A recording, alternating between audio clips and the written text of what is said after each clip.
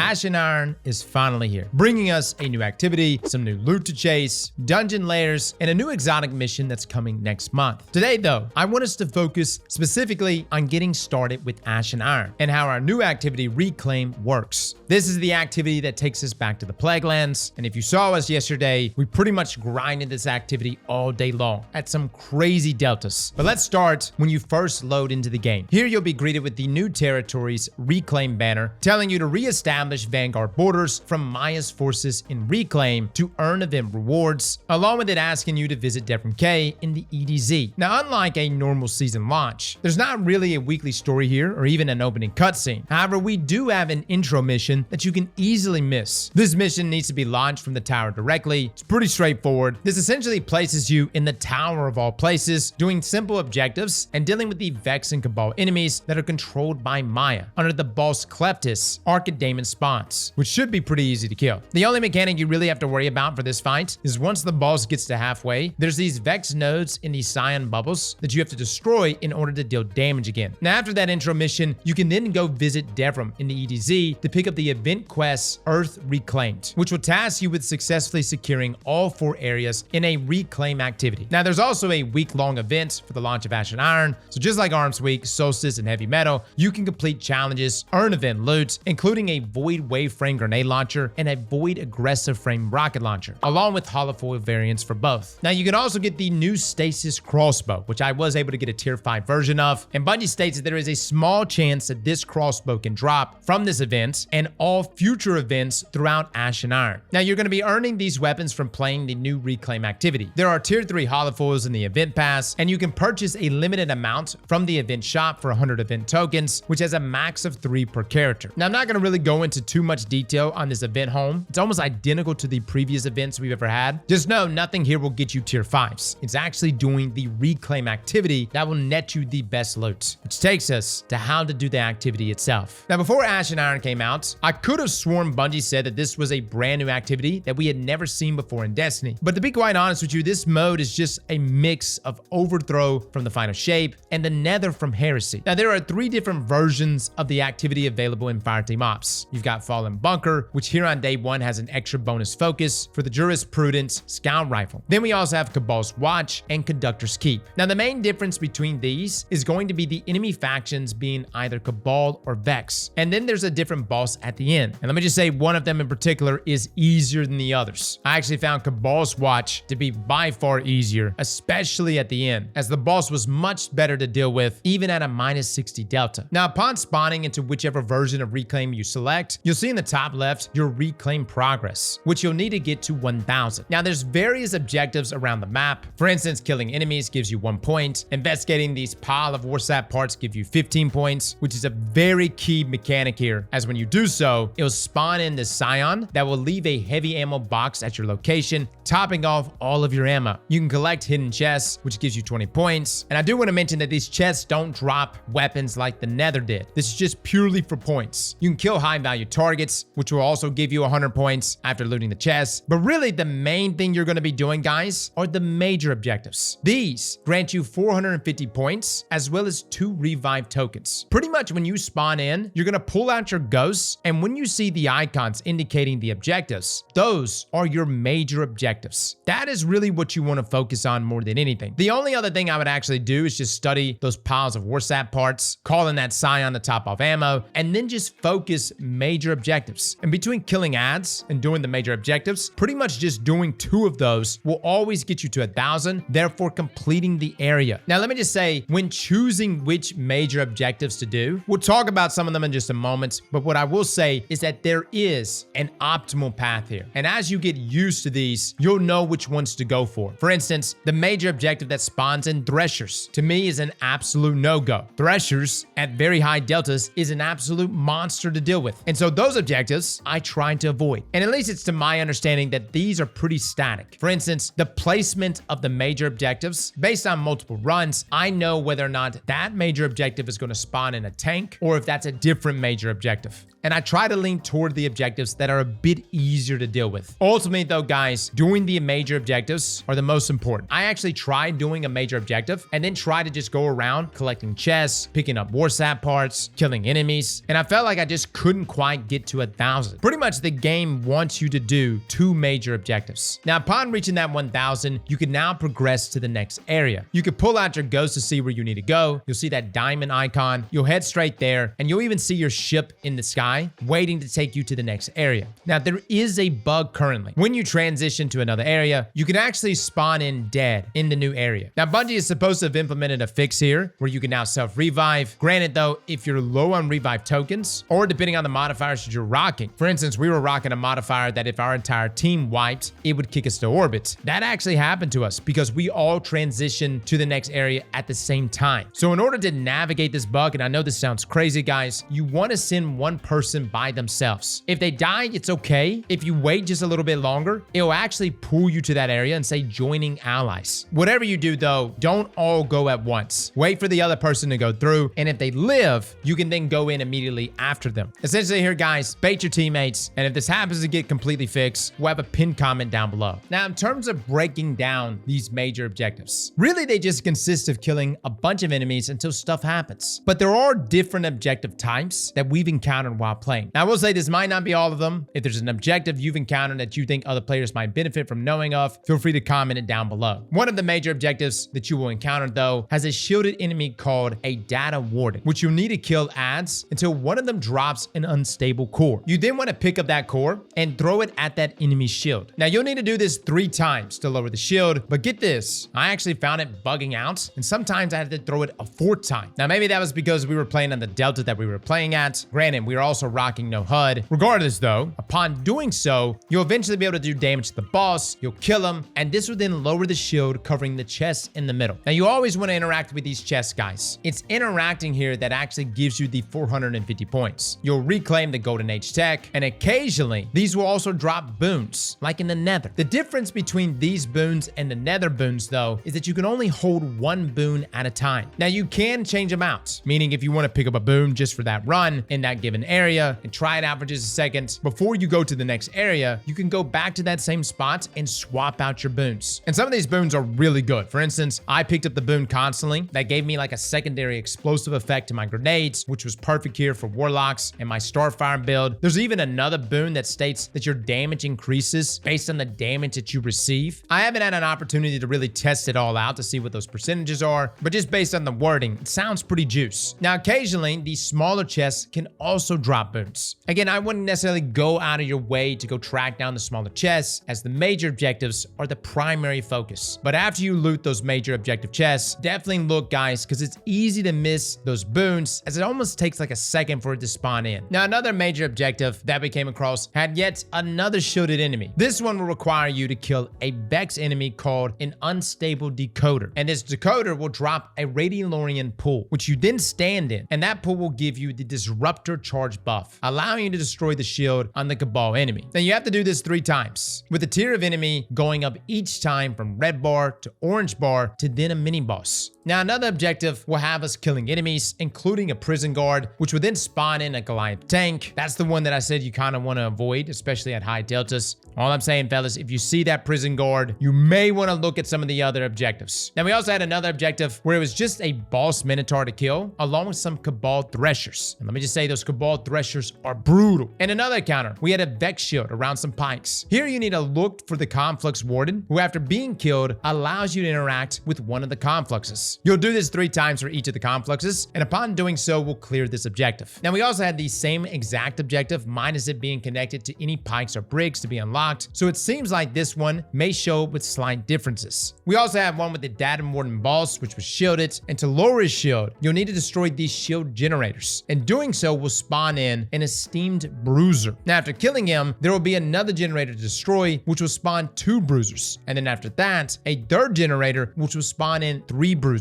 And after the 3rd set, the shield on the boss should then lower. Now, another objective sees us killing enemies called Data Encryptors, which will drop passcode cubes, which you then need to pick up and deposit into a pillar, and you'll see the pillar by the arrow above them. Now, doing this 3 times will allow you to shoot this Vex cube near the boss, which will lower Radiolaria, giving you the disruptor charge buff and allowing you to deal damage to the boss. Now, there's another objective where there's this big dome, and the only way to enter the dome is by going through this Vex portal, which will put you inside of the shielded area. And you pretty much just have to kill the enemies in there until a boss spawns. Another has a Wyvern trapped in a shield with shielded Vex cubes around it that you need to destroy. You'll need to keep killing Vex harpies until hobgoblins spawn in, and killing them will remove the shield for one of the Vex cubes. And after repeating this and destroying all 3 cubes, the wyvern will become free and you can then defeat it. Now another objective is just killing enemies until a data warden spawns, and killing him will reveal Vex nodes around the arena that you need to find and destroy. Like most of these guys, you repeat the process 3 times until all are destroyed. Now another objective tasks us with holding a plate until it was fully captured, which you have to do on 3 different plates. Now this one is marked with a star icon. Let me just say guys, this is going to be tough depending on your modifiers. Now one of these that was a bit of a puzzle, at least at first, had a pillar with these shapes in the air, similar to the Avalon exotic mission from back in the day. For this, you'll want to kill a Cipher Keeper enemy who, once defeated, will spawn symbols in the air that you can shoot, which you want to shoot in the correct order shown above the pillar near the chest from top to bottom. Now after this, it starts to get a bit more challenging as wyverns will start to spawn in, and you'll need to kill 2 Cipher Keepers who will drop 2 sets of floating symbols. Again, just look at the correct order in the middle, and then between the 2 sets of symbols, shoot them in the correct order. And to get the next set of symbols, you want to kill more wyverns, and then 3 Cipher Keepers will spawn in, each dropping 1 symbol, and you'll shoot them in the correct order to complete this objective. Now we also had an encounter where you'll see these scions inside of bubbles, similar to the other missions or raids in the past. Alongside these are data warden enemies that are shielded and can't be damaged. Now to kill the scions in these bubbles, you simply just run up to them guys, melee them, very similar to the OG Leviathan raid, which would then allow you to damage the data warden. This will then spawn additional scions and data wardens where you'll rinse and repeat until the objective is completed. Now as mentioned previously, you may have noticed throughout the activity that there are brigs and pikes that you can ride. Sometimes they'll just be available right away, other times they may be shielded, and you'll need to complete an objective to use them. Now I do want to mention, at least for now, the vehicles really aren't that strong. The brigs, in my opinion, could be a lot better. It's a neat feature, and you can jump with them now, which is a nice upgrade. Now I will say most of these are pretty easy to find just by pulling out your ghost mod, and you'll see the 5-dot patrol symbol, or if you're close enough, those will just show up on your screen anyway. Now a different way you can find these, at least from a distance, are these big orange cabal symbol lights, or these orangish confluxes in the air. Now if you see these, that means an objective is close by, and they'll disappear once completed for less confusion. I will say guys, when you run into these major objectives, if you kill the initial ads and you're like, okay, nothing's happening right now, literally just give it a second. Like no lie, sometimes it just takes it a second to spawn in everything. Now earlier we mentioned how each version of Reclaim has a different boss at the end. And yes, these do make a big difference, especially at higher deltas guys, if you're trying to get not just quicker runs, but successful runs. For instance, I was originally doing Fallen Bunker, but that was actually one of the more annoying ones. At least from my experience, I either had the big wyvern, who was super tanky, or I had this giant shielded Hydra, which was so annoying to deal with. And personally, I found this one to be so annoying that I just wanted to opt for the other ones. Now, if you are going to be doing the Fallen Bunker, objectively speaking, you just do damage to it, whichever boss it may be, until you hit that immunity phase. And once they go immune, you'll need to kill data encryptor Hydras, which will spawn on the left and right side of this arena. Now, these will spawn these oracles on both sides after you've killed them. And the mechanic to lower the immunity shield for the boss is that you need to shoot these oracles in the correct order. On one side of the arena will be red oracles that you need to shoot. On the other side will be the white oracles. And the order at which they appear signifies the order in which you need to shoot the red oracles on the opposite side. You can name these however you like, guys. 1, 2, 3, left, middle, right, top, middle, right, etc. And at least in my understanding, you can mess up as many times as it takes. But after shooting 3 sets of these oracles, the immune shield will then lower, and you can now continue dealing damage to secure your kill. Now, the reclaim activity that I actually enjoyed the most was Cabal's Watch. That's because the final boss has us facing off against the Putrid Centurion, essentially Carl. Here you'll deal damage to this boss, you'll get him to half health, and at this point, he will go immune, and then 3 capture points will spawn in. Now, capturing a point will then give you a text on the bottom left-hand of your corner, which says Psionic Cloaking Disrupted. That's where these shielded scions will appear. You then need to find the scions around the arena who will be inside these bubbles that you'll need to kill, and there should be 2 per capture points. Now, they disappear, don't worry. You may need to recapture each point a few times so that the scions will reappear and you can go kill it inside of their bubble. Normally in this situation, I would just have 1 person going for the cap and the other 2 going to kill the scions. Now, whenever you do kill both scions per capture point, you'll see a text saying that both scions are defeated and that the psionic protections are weakened. You'll essentially keep doing this process until you've gotten all the caps, and now now the boss's immunity shield will lower and you can now finish him off. Now this takes us to the last reclaim version, and that is Conductor's Keep. This encounter has you fighting the corrupted Minotaur. Similar to the other bosses, we'll start off by dealing damage until half health, and at which point you'll see the text in the bottom left hand that says the Vex Mind Retreats. Now at this point, you'll need to do some mechanics. The first thing you'll want to do is look near the middle of the arena, and you'll see some Vex confluxes spawn in. Now you're going to want to look for one that has the pinkish symbols above it, and you'll need to shoot these symbols in the correct order, which is top to bottom. Now around the arena, you'll see more Vex confluxes with symbols above them, and you'll just need to match them up with the pink ones. Now this will start out with just needing 3 symbols, but much like all of our other objectives, we'll need to do this 3 times, which will increase the number of symbols needed by 1 for each round. Now once this is completed, you'll see in the bottom left of your screen, correct, Vex password incremented. This will then spawn back in the boss for you to kill. Now I know many of you are probably here for the tier 5 loot. That's what you want, the best of the best. And yes, some of these drops are very nice. From the crossbow, which has a rare chance of dropping, to the new rocket assisted sidearm Unfall, which yes, you can get a tier 5 version of, to Drain and its new traits and combinations, to the rocket launcher Folded Roots, to the oh so sexy God Roll Mida mini tool. Yeah, you see this, fellas? Hot? Now let me just say, in order to get a tier 5 drop of any of these, your score must be A+.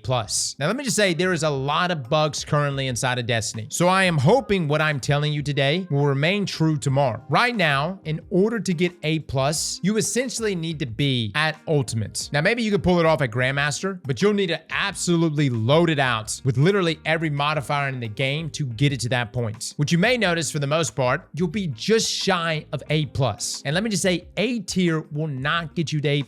This seems to be very much locked in stone. I did multiple A runs and I got terrible loot. It wasn't until I actually got up to A+ that I was able to actually get tier 5 drops from Reclaim. Now let me just say, I do not advise going for tier 5 versions of any of these weapons. Leveling in the game right now is currently broken. Even Bungie has come out and stated that the leveling in the game is messed up. And I'm sure they're going to be addressing this, because the way I was able to get tier 5s was we were cranking up all of the modifiers and we were having to play this activity at -60. Not just -60 though, -60 with things like Brawn on, no HUD, Touche, which is the modifier that's new and leans heavily into featured gear. And let me just say, guys, it was tough. Like, we only got like maybe 6 or 7 successful runs the entire day. You know it's bad whenever I'm having to play Warlock. That's how bad it got. Yes, I'll have links down below to my build and Les's build. And I will say we got a system down, especially with the Cabal's Watch reclaim activity. We got it down to about 22 minutes. But at least at the time of making this video, this is not a good way of leveling. Hell, it's not even a good way of getting tier 5 gear. Matter of fact, I would recommend Bungie fixes the leveling process the way it's supposed to be based on the patch notes, so that you can then level up, and then once you're leveled, you can then start attacking these ultimate reclaim activities without being at such a disadvantage in your power delta. I'm not saying you need to grind all the way to 500s, but what I am saying is that it hurts being at -60, which is pretty much where I had to be, depending on the modifiers that rotate in throughout the day. There were times that I just had to play at -50 because certain challenge modifiers allow me to stack things up to where we would reach that A+